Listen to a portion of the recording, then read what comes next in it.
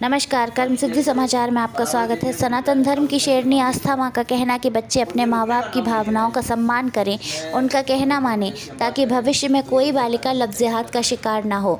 उन्होंने हिंदू मुस्लिम भाई भाई का राग अलापने वालों से कहा कि वे अगर हिंदू मुस्लिम भाई बहन का नाता रखना चाहते हैं तो वे पीड़ित बालिकाओं की मदद करने के लिए आगे आएँ। देखिए ये खास रिपोर्ट।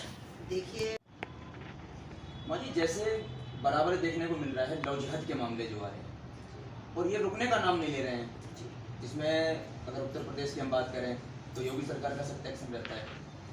पीएम साहब की बात करें तो कहते हैं कि बेटी बचाओ और बेटी पढ़ाओ, एक नारा तो दिया जाता है, लेकिन जिस तरीके के मामले बढ़ते जा रहे हैं और देख भी रहे हैं, पूरा देश देख रहा है कि लगातार मामले बढ़ रहे हैं, उसका क्या संदेश जाएगा अगर ऐसी घटनाएं होती नहीं तो?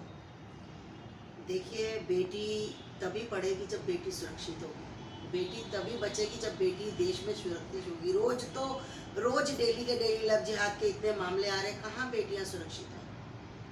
बेटी बचाओ बेटी पढ़ाओ, बेटी सुरक्षित होगी तो बेटी पढ़ जाएगी। बाकी रही, देखिए हमारे उत्तर प्रदेश की बात करें तो बहुत ही ज़्यादा सुरक्षित है। हम लोग कभी भी अपने आप को इस प्रदेश में दुखी नहीं मानते, क्योंकि आज योगी जी के राज में हर इंसान खुल के और सुख का सांस ले पा रहा है, क्योंकि योगी जी का डंडा बहुत कायम है। यहाँ पर चल आप पुलिस स्टेशन जाओगे तब भी आपकी सुनवाई होगी, आप किसी अधिकारी से बात करोगे तो भी आपकी सुनवाई होगी। तो कहने का मतलब ये है कि ये लव जिहाद का जो है ना, सबसे पहले तो कानून बनना चाहिए कि अगर लव जिहाद का कोई ऐसा मैटर किसी के सामने आता है या ऐसे कहीं, पहली बात तो सभी मदरसों पर छापे पड़ने चाहिए, क्योंकि मदरसों से ही ये बीज पनपता है, वहीं से ये शुरुआत होती है। आप देखिए, हमारे गुरुकुल में जाइए, कोई भी गुरुकुल में, कहीं के भी गुरुकुल में जाइए, कोई भी जाए, कोई भी समुदाय का इंसान जाए, आपको हमेशा गुरुकुल में सम्मान मिलेगा। आपको दिखाया जाएगा कि देखो हमारे बच्चे, उल्टा हम खुश हो गए कि देखो हमारे बच्चे कैसे मंत्र उच्चारण कर रहे हैं, कैसे कंठवास है उनको सब कुछ। और यहाँ पर क्या है, यहाँ पर आप किसी मदरसे में चले जाओ तो आपकी पिटाई होगी। पहली बात तो आपको मार दिया जाएगा, क्योंकि मदरसों में ये जो कुछ चल रहा है, वो कहते हैं चोर की दाढ़ी में तिनका। तो यही बात है, मदरसों से सिर्फ और सिर्फ बच्चों को ट्रेनिंग दी जाती है कि लव जिहाद कैसे करना है। उनको बाइक प्रोवाइड की जाती है, अगर सुबह वो पंचर लगाते हैं तो शाम को हीरो बन के कलावा बांध के टीका लगाकर, लंबे लंबे बाल रखकर हिंदू लड़कियों की गलियों में गेड़ियाँ लगाना, उनसे प्यार मोहब्बत की बातें करना, उनको किसी का रिचार्ज करवा दिया मोबाइल। आजकल क्या चल रहा है, मेरा रिचार्ज करवा दे लड़का, तुरंत रिचार्ज करवाता है। उसको पता है कि मैं 2 बार रिचार्ज करवाऊंगा, तीसरी बार से इसको वोयो में ले जाऊंगा, फिर ये कहीं नहीं जाएगी।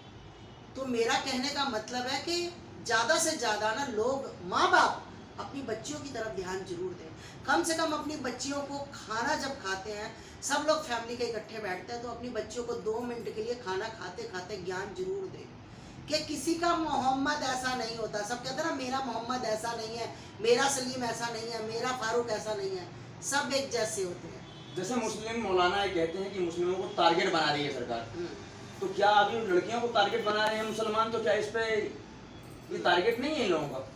बिल्कुल टारगेट है, क्योंकि इनको अरब देशों से इनको फंडिंग होती है भैया। इनका कोई छोटा मोटा इनका ये काम नहीं है, ये बहुत बड़ा, मतलब एक समुंदर की गहराई मापना और इनके बीच में जाना बहुत मुश्किल काम है। ये बहुत बड़ा टारगेट है इनका कि आप जिस हिंदू की, मतलब जैसे अपना ब्राह्मण की लड़की हो गई, क्षत्रिय की लड़की हो गई, जैसे शूद्र की लड़की हो गई, जैसे पंजाबन हो गई, ऐसे अलग अलग लड़कियों का 20 लाख 15 लाख 30 लाख ऐसे करके। क्योंकि इनके मौलाना ने सीधा बोला, मैंने एक दिन खुद सुना टीवी पे डिबेट, कि हमारी कोई लड़की अगर उधर गलती से चली गई तो तन सर से जुदा हो जाएगा, हम सब इसका उड़ा देंगे और उसका जो लेकर जाएगा उसका भी उसका भी, और इनकी बेटी हमारे घर आ सकती है, ये उसका कहना था। तो भैया मैं ये पूछना चाहती हूँ कि हमारी बेटी तुम्हारे घर जा सकती है, तो तुम्हारी बेटी हमारे घर क्यों नहीं आ सकती? अरे हमारे घर में तो उसको लक्ष्मी बनाकर रखा है। इसमें कहने का मतलब यही है कि अगर ये लोग, अगर इनकी लड़की अगर हिंदुओं में जाती है तो हिंदुओं का तन उठा देंगे, और अगर लड़की हिंदू में जाती है तो हिंदू कुछ नहीं कर पाएगा। हिंदू कुछ नहीं कर पाएगा, क्योंकि हिंदू एक सनातन को मानने वाला, एक भगवान पर विश्वास रखने वाला, एक बहुत प्रिय और प्यार करने वाला इंसान कहा गया है।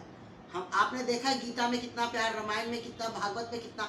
तो हमारे में सिर्फ प्यार है कि हम इनकी लड़कियों को लक्ष्मी बनाकर रखते हैं, इनकी लड़कियों को दुर्गा रूप देते हैं कि हमारे घर में लक्ष्मी आई है। माँ जो होती है लड़के की, वो कभी भी नहीं समझती कि ये मुसलमान की, वो कहती बेटी है मेरी, वो ये समझती है।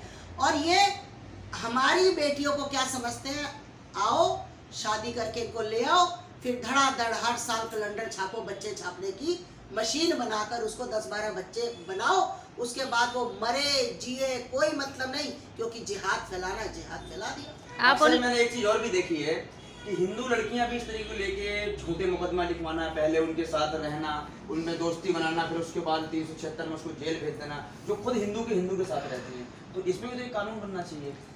बिल्कुल, इस पे भी कानून बनना चाहिए। मैं आपको बता दूं, मैं पुरुष योग के लिए भी कार्य करती हूँ, आप लोगों को पता होगा।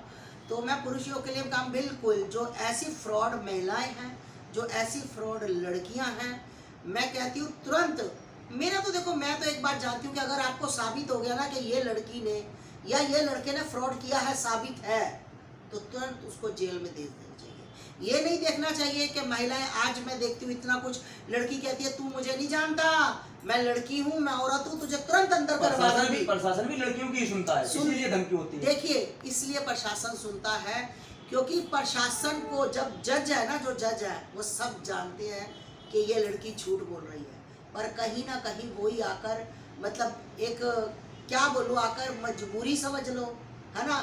और कहीं ऐसा नहीं है कि सब लड़कियां, कई लड़कियों का फ्रॉड पता लग जाता है तुरंत, वो भी सजा भोगती हैं, सजा उनको भी भैया मिलती है।